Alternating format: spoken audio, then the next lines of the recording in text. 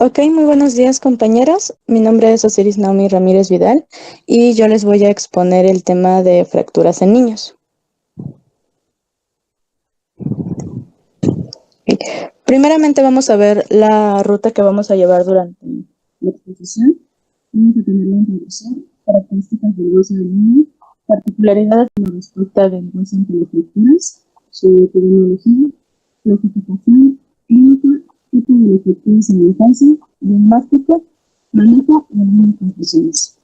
Realmente este tema es particular, entonces creo que lo único que me pareció importante no meter fue la anatomía, es muy parecido a la otra, lo que la hace diferente son las características que vamos a ver durante la exposición.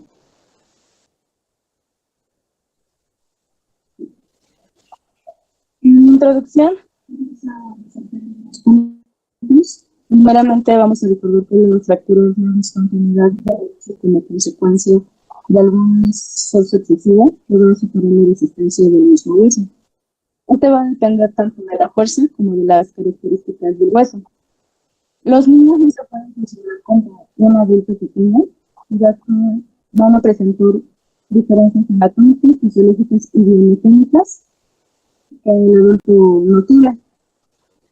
La fuerza del crecimiento de su esqueleto en general se va a iniciar desde la época del lactante y va a terminar entre los de 18 a 19 años.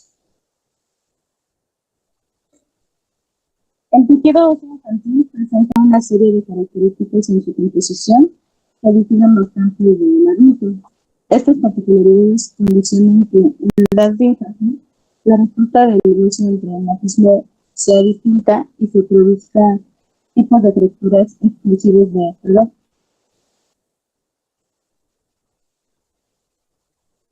Las características del hueso del niño van a tener una fisis o cartílago de crecimiento que van a ser los puntos débiles. El periósteo va a ser más grueso y más activo.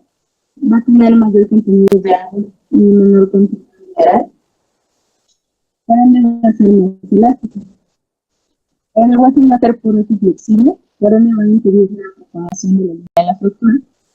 Va a tener una mayor ondulación. Esto nos va a dar un acortamiento del tiempo de la presentación. Y va a ser Osiris. traumáticas. Vale. A ver, guarda silencio. Quiero preguntarle a los demás si están escuchando bien o nada más soy yo el que escucha. No se escucha bien. No se escucha bien. De momento entrecortado. No, no se escucha bien. Ok. A ver, permítanme. Muy poco.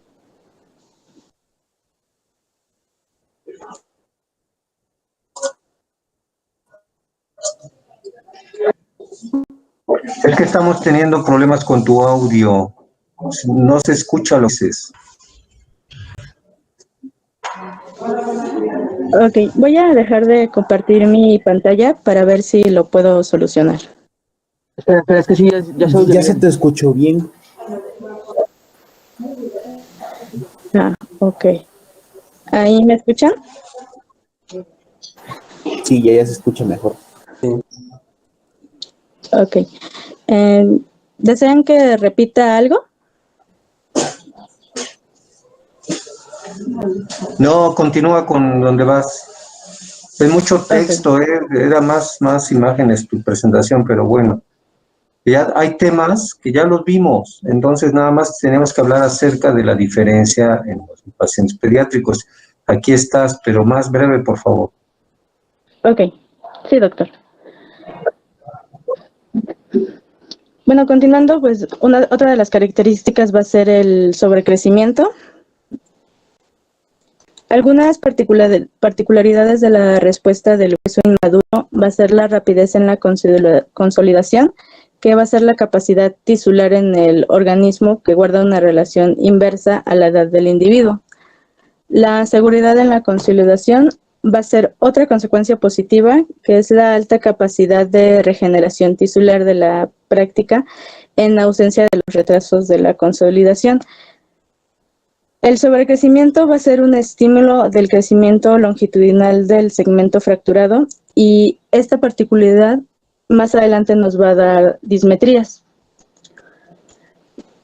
La mayor remodelación a diferencia del adulto, nos permite tener manejos más conservadores y ese estímulo se produce habitualmente en los primeros 18 a 24 meses post-fractura. Otra de las particularidades es el frenado del crecimiento y esto va a depender de la edad del individuo y normalmente la vamos a ver en las fracturas fisiarias. Hablando un poco de su epidemiología, este tipo de fracturas son del 10 al 15% de los traumatismos de la infancia y hay que resaltar que los traumatismos y las fracturas son uno de los principales motivos de consulta de atención primaria y de urgencias hospitalarias. Un 60% es más frecuente en niños con respecto a las niñas y su mayor incidencia es entre 6 y 11 años de edad. La mayoría son por caídas deportivas y accidentes de tránsito. Los niños menores a 6 años van a ser por accidentes domésticos o caídas y principalmente va a ser en antebrazo, codo y pierna. Entre el rango de 6 y 11 años, los accidentes van a ser en el colegio y al aire libre y principalmente vamos a ver afectado el antebrazo y el codo. Mayores a 11 años, principalmente va a ser antebrazo y pierna. Hay un grupo de fracturas que son características de la infancia, como el tallo verde, fractura en incurvación o abombamiento, fractura en rodete o torus y epifiólisis, que son fracturas a través del cartílago del crecimiento. Hablando de su clasificación, las que no afectan la fisis son propias de la infancia, tales como fractura en rodete, torus o caña de bambú, fractura del tallo verde, deformidad o incurvación plástica.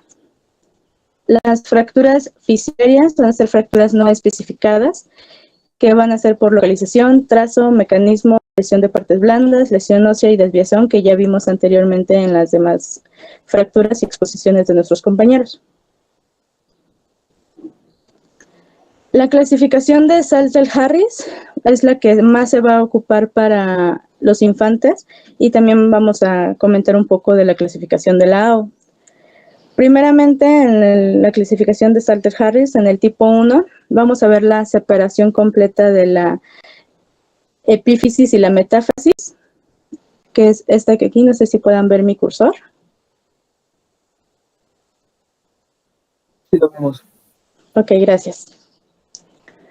En el tipo 2 va a ser la fractura a través de la fisis con un trozo metafisiario en forma de triángulo, que va a ser este de aquí. Que este triángulo es el único que va a quedar unido a la epífisis. También es conocido como el signo de Thorson-Hallam. ¿Cuál es la tipo 1? Es la separación completa de la epífisis y la metáfisis. Ok. En la tipo 3 vamos a tener la fractura intraarticular con afección fisiaria. En la tipo 4, que es esta que tenemos aquí, es la afección de la zona articular a través de la epífisis, metáfisis, y que va a comprometer totalmente la fisis. Y en la tipo 5 va a ser el aplastamiento total de la fisis contra la epífisis. En la clasificación de la AO, la ubicación de la fractura se identifica por el hueso largo fracturado. Como ya sabemos, el número va a presentar el número 1, el radio y el cúbito el 2, el fémur el 3 y tibia y peroné el número 4. Y por sus segmentos lesionados, que va a ser 1 proximal, 2 diáfisis y 3 distal. Si únicamente se fractura el hueso del antebrazo o la parte inferior de la pierna, se va a agregar una letra en minúscula que describe el hueso. En el caso de la R va a ser el radio, la U el húmero, la T la tibia y el F el fémur. En letras mayúsculas que vamos a seguir para la identificación de las fracturas. La U es de la ulna. ¿Perdón? La letra U es de la ulna. Ah, ok. La letra Perdón. T es de la tibia. La letra F es de la fíbula, no del fémur. Okay. Gracias por la aclaración. Bueno, continuando, la letra mayúscula va a ser la E, que va a ser epifisiaria, la M metafisiaria, y para fracturas proximales, distales o diafisiarias vamos a ocupar la letra D. Encontré otra clasificación que realmente no se ocupaba mucho, pero en mi fuente la mencionaba, entonces decidí ponerla, que es la clasificación de Bustilo y Anderson de fracturas abiertas. La va a dividir en tipo 1, tipo 2, tipo 3A, 3B y 3C. En la tipo 1, la herida tiene que ser menor a 1 centímetro, el grado de contaminación va a ser limpia y el daño a partes blandas va a ser mínimo. En el daño óseo va a ser simple y mínima conminución. En el tipo 2, la herida tiene que estar entre 1 y 10 centímetros, la contaminación va a ser moderada, el daño a partes blandas es moderado y algún daño muscular, y el daño óseo va a ser conminución moderada. En la tipo 3A, B y C, la herida tiene que ser mayor a 10 centímetros, la contaminación va a ser severa, y en el tipo 3A, el aplastamiento severo de las partes blandas permite la cobertura ósea. En la 3B, la pérdida extensa de partes blandas que no permite la cobertura ósea. Y en el tipo 3C va a ser lo mismo que la 3B, más la lesión vascular que precisa reparación. En todas las tipo 3, el daño óseo va a ser la conminución de moderada a severa. Ya entrando de lleno a lo que van a ser las fracturas características de niños, va a estar la fractura en rodete o tipo torus, que esta va a ser estable e incompleta. Suelen producirse entre la metáfisis y la diáfisis, más frecuentemente en partes distales del radio, tibia, fíbula y fémur. El mecanismo de la lesión va a ser compresión axial del hueso ante la caída. Clínicamente vamos a encontrar dolor, impotencia funcional y signos locales ligeros sobre la región afectada. No va a existir una deformidad, puesto que no hay desplazamiento entre los fragmentos. Aquí en la radiografía se puede ver el abombamiento característico de esta fractura. No sé si puedan verla.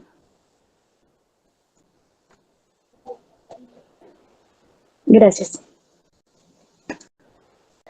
A la radiografía, la fractura se ve como un abombamiento y el manejo que vamos a hacer va a ser conservador. Vamos a poner un inmovilizador por 2 o 3 semanas. En fractura de tallo verde, va a ser su mecanismo por inflexión, fracturándose la cortical del lado convexo y del lado cóncavo, vamos a ver una deformidad plástica. La línea de fractura no se va a extender completamente a través de la anchura del hueso y frecuentemente en huesos diafisiarios, finos y corticales, tales como el radio, la fíbula y la clavícula. Clínicamente vamos a encontrar dolor, impotencia funcional, deformidad grotesca y evidente, y el manejo va a ser quirúrgico. Va a ser si esto sí es una fractura completa, vamos a hacer también reducción, y después de esto vamos a hacer una inmovilización.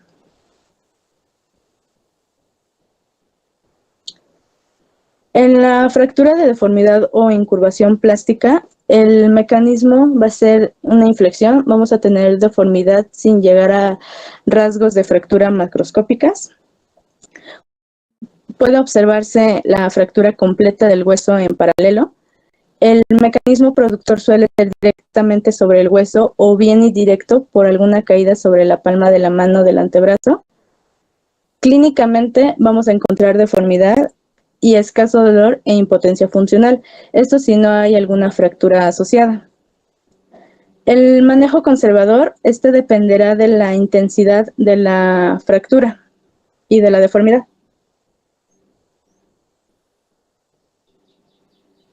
Hablando de las fracturas fisiarias, que también las vamos a tocar un poquito más adelante, comprenden el cartílago del crecimiento o la fisis, cuyo trazo de la fractura puede recorrer o cruzar dicha estructura.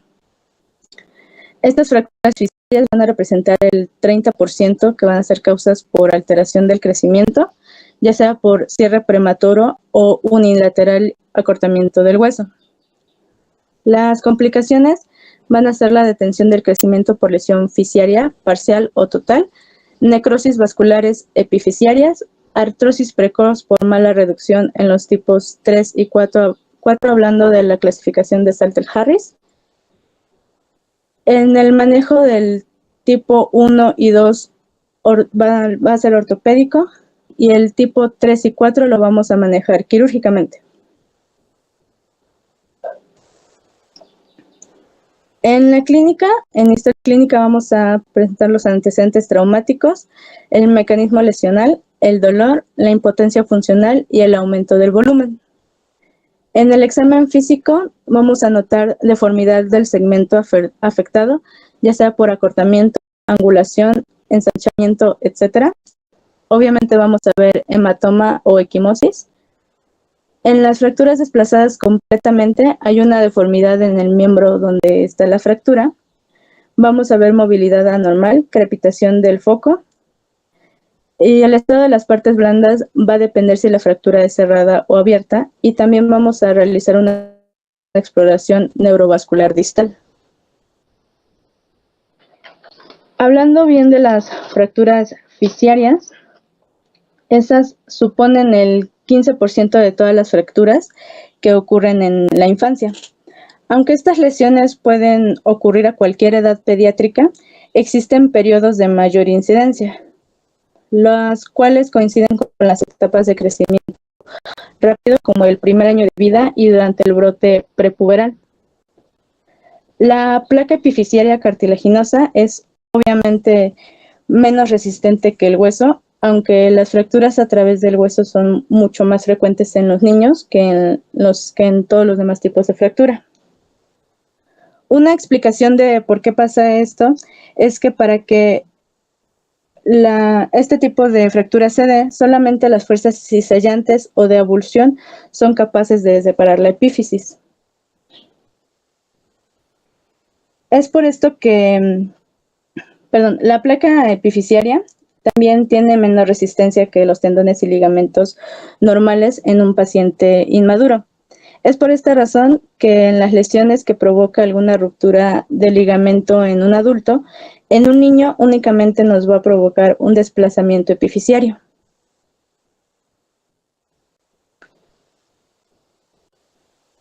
En el diagnóstico, como ya vimos, pues vamos a hacer la historia clínica y el examen físico.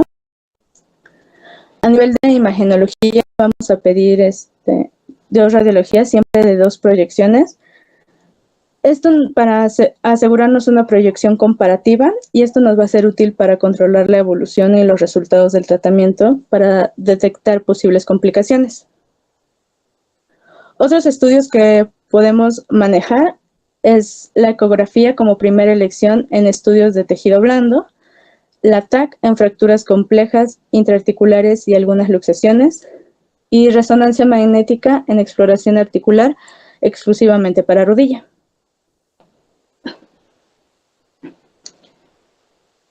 El manejo que vamos a hacer primeramente es identificar con precisión el tipo de fractura, el nombre del hueso lesionado, la localización de la lesión, por ejemplo, ya sea metífisis, diáfisis o epífisis, orientación de la fractura, ya sea transversal, oblicua o espiral, condición de los tejidos que la recubran, ya sea una fractura abierta o cerrada, y angulación de la fractura, ya sea con minuta y el desplazamiento.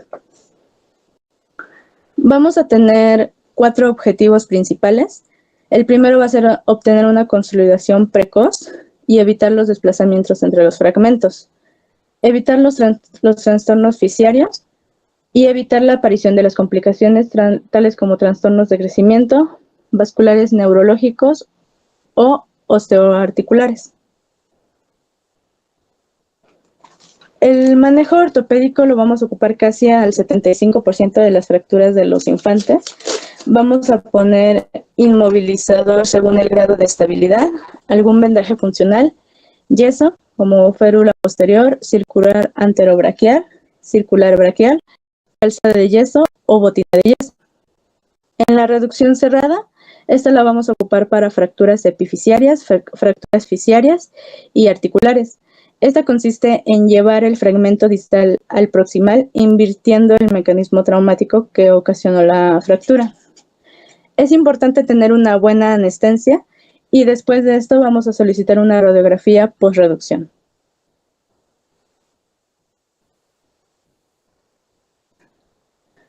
En el manejo quirúrgico únicamente se va a ocupar para fracturas intraarticulares, fracturas fisiarias cuyo trazo va a afectar a la articulación requiriendo de una reducción anatómica, ya sea con el tipo 3 y 4 de la clasificación de Salter-Harris, fracturas del cóndilo lateral y epicóndilo medial del húmero, fracturas desplazadas, supracondilias y cuello radial. También el manejo quirúrgico lo vamos a ocupar para todas aquellas fracturas cuyo tratamiento representa una mayor ventaja sobre el tratamiento cerrado. Por ejemplo, algunas fracturas diafisiarias de los huesos largos. También lo vamos a ocupar para las fracturas abiertas con grave lesión en partes blandas, fracturas con lesiones vasculares y fracturas con pérdida de masa muscular. El manejo quirúrgico siempre lo vamos a ocupar que exista alguna dificultad para utilizar el tratamiento conservador.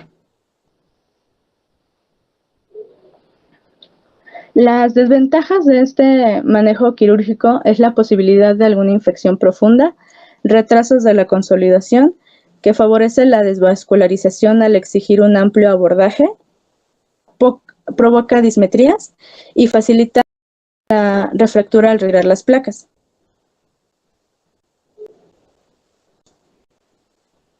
Las complicaciones no suelen ser frecuentes y existe mayor prevalencia en niños cercanos a la madurez esquelética. Principalmente vamos a tener 5. La pseudoartrosis es muy rara en fracturas habituales en niños, pero también se puede dar en raros casos. La consolidación viscosa generalmente es prevenible con buena reducción y seguimiento de la fractura. La infección es más frecuente en las fracturas expuestas. La necrosis avascular es rara y es más frecuente en fracturas desplazadas del cuello femoral. Y el síndrome compartimental y lesión neurovascular va a representar el 1% en la tibia proximal y el radio distal.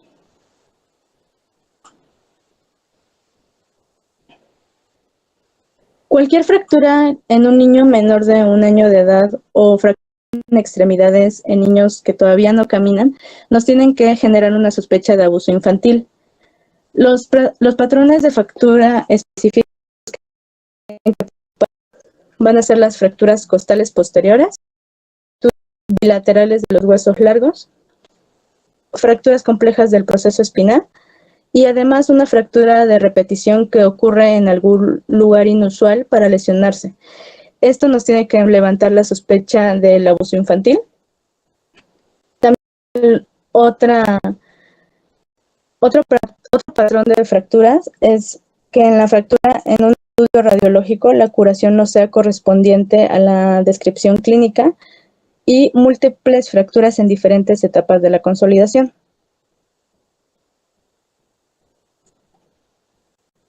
Aparte de todo lo que ya vimos, tenemos que asegurarnos de que la fractura no se hizo por alguna fractura patológica. Esto es que el hueso se debilita por alguna anomalía subyacente. Algunas de las causas son los tumores óseos, como ya lo hemos visto como quistes óseos aneuronismáticos, fibromas no osificantes y metástasis, raquitismo, el síndrome de McCune-Albright, que como ya sabemos es una enfermedad que afecta a los huesos, la piel y el sistema hormonal, la osteoporosis juvenil, la insuficiencia renal crónica, la osteogénesis imperfecta, que como también ya sabemos es un trastorno genético, la osteoporosis o enfermedad marmórea o de Albert-Stone. Esta enfermedad es una displasia hereditaria, donde la insuficiencia de resorción del cartílago es inverso o interfiere con la situación normal del hueso para que éste madure. Las características principales de esta enfermedad de marmórea la vamos a ver radiológicamente en la imagen del hueso, y interior al hueso vamos a encontrar, así que como un hueso dentro del hueso. Así, lo vamos a ver en radiología. Y normalmente es fémur proximal y húmero son los sitios donde más frecuentemente vamos a encontrar estas fracturas patológicas.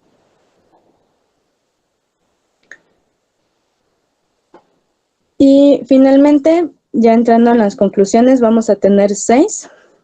Es importante conocer la anatomía del hueso, que ya no sabemos y nuestros compañeros nos han recordado a lo largo de las exposiciones, y las características propias de la infancia para poder detectar anomalías. Saber la reacción del hueso del niño frente a la fractura es fundamental para que podamos instaurar un tratamiento precoz. El niño no es un adulto pequeño, como lo mencionamos al principio, y su esqueleto tiene reacciones diferentes a un trauma, lo que hace tener fracturas propias de la infancia, y es primordial conocerlas para poder identificarlas. Conocer las alteraciones radiológicas de los tipos de fracturas es primordial para hacer un diagnóstico oportuno y precoz. Y siempre vamos a tener que privilegiar el manejo conservador versus el quirúrgico, ya que el niño tiene mejor tolerancia a este. Y nunca debemos olvidar las fracturas que nos pueden hacer sospechar de algún maltrato infantil.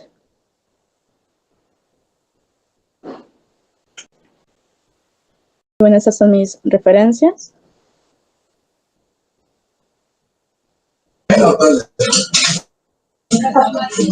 Ok, doctora Osiris, mira, mañana, sin falta, nos vas a traer una clasificación específica de las fracturas supracondíleas en los niños. Hablamos del codo, ¿sí? Sí. Fractura supracondílea, clasificación en niños y cuál es su manejo. Diapositivas con imágenes de las fracturas y del tratamiento quirúrgico para que sepamos qué es lo que se hace. Es de las más frecuentes en los niños, las fracturas supracondíleas. Esa zona del codo por arriba de los epicóndilos se fracturan muy fácilmente. Y hablar del tratamiento de estas fracturas es un poquito controversial. Aquí en el hospital apenas tuvimos un caso, un niño de 6 años, fractura completa supracondílea desplazada y rotada. Ese niño se le manipuló la fractura y se le colocó un yeso inmovilizando el codo. A la semana se le tomó el control radiográfico y la fractura ya estaba desplazada. Por la acción de los músculos epiteliales, epicondilios, la rotan y la desplazan. Entonces lo tuvimos que meter a quirófano. En quirófano se hizo el intento nuevamente de hacer la reducción cerrada. No se pudo. Tuvimos que abrir, reducirla directamente y colocar unos clavos de Kirchner. Otro caso de tratamiento que también quiero que traigas mañana una imagen son de las fracturas diaficiarias de fémur. Las fracturas diaficiarias de fémur también son especiales porque van a depender de la edad del niño. Si el niño es más pequeño, estamos hablando de 1 año de edad para abajo, le puedes poner una inmovilización. También queremos imágenes de fracturas de fémur y tratamiento del fémur. Tratamiento con clavos intramedulares pediátricos, se abrevian TENS, T-E-N. Gracias, doctor. TENS. Esos clavos lo investigas y nos traes imágenes, los clavos TENS. Pero hablamos de eso, que los niños pequeños, los pequeños puedes inmovilizar, ¿no? O sea, después de 6, 7, 8, 9 años con fractura de fémur, ponle un calor y va a ser muy difícil. Los mejores son esos clavos, porque luego son fracturas difíciles de corregir, y si los dejas con una deformidad angular mayor a 15, 20 grados, puede haber problemas. Entonces ya tenemos los codo y fémur, ¿sí? Y también hacer la aclaración en las de antebrazo. Las fracturas de antebrazo del segmento número 2 de la diáfisis en los niños se puede manejar de manera conservadora con un un yeso braquipalmar, si estamos hablando de niños menores a 5 años, y eso con vigilancia estrecha, placas cada semana. Si es más de 5 años, si ya son 6 años, 7 años, es un niño con una fractura radiofranciaria, lo mejor es operarlos. Le puedes colocar, o si es grande, 10, 12 años, esas fracturas también se desplazan positivas mañana, ¿sí? ¿Alguien tiene dudas, preguntas?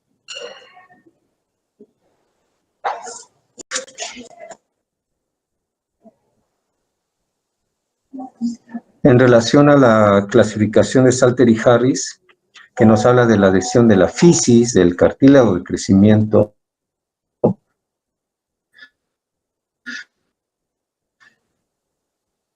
las lesiones en esa zona van a dejar secuelas ya sea de detención del crecimiento o deformidades angulares. Son los niños que fractura, que lesionó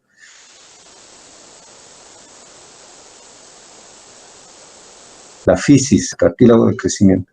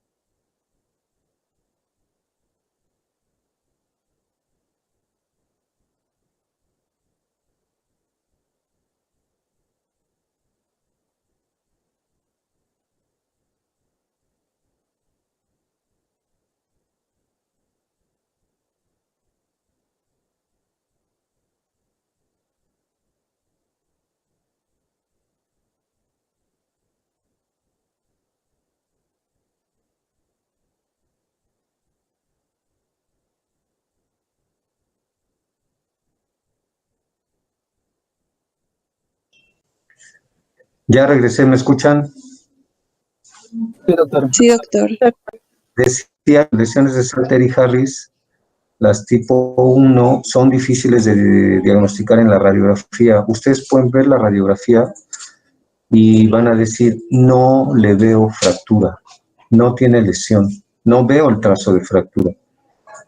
Y es peligroso porque lo pueden dar de alta y el paciente lleva su lesión tipo 1 de Salter y Harris. ¿Cómo la podemos detectar? ¿Alguien sabe? ¿A alguien se le ocurre algo?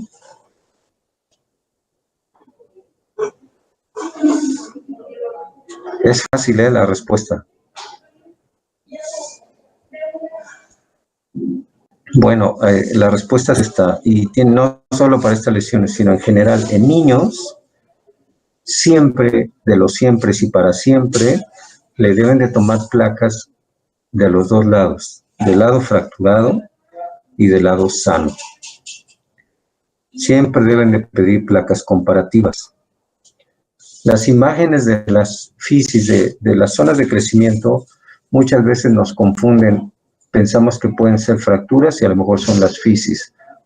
Y en las de tipo 1, que es la separación, pues pensamos que es la fisis, pero está separada. Entonces, la única forma de que lo detecten es viendo la placa del lado contrario y comparan, entonces ya hacen el diagnóstico.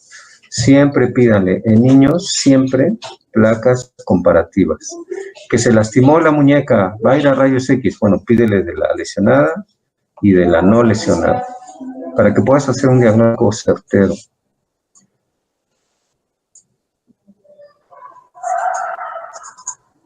Bien, entonces quedamos pendientes mañana las lesiones del codo, la clasificación de fracturas del codo y las radiografías de fracturas condilas y de su tratamiento, fracturas de fémur y de su tratamiento. Ok, Osiris. Sí, doctor. Bien. Pues, a dar por terminado hoy. Mañana continúa el siguiente tema, porque ya estamos sobre los últimos días y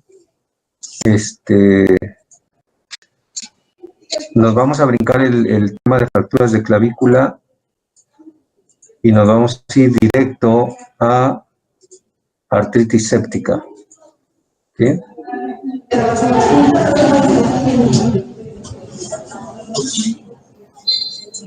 Sí, doctor. Bueno, hasta mañana. Hasta mañana, doctor. Hasta mañana. Gracias.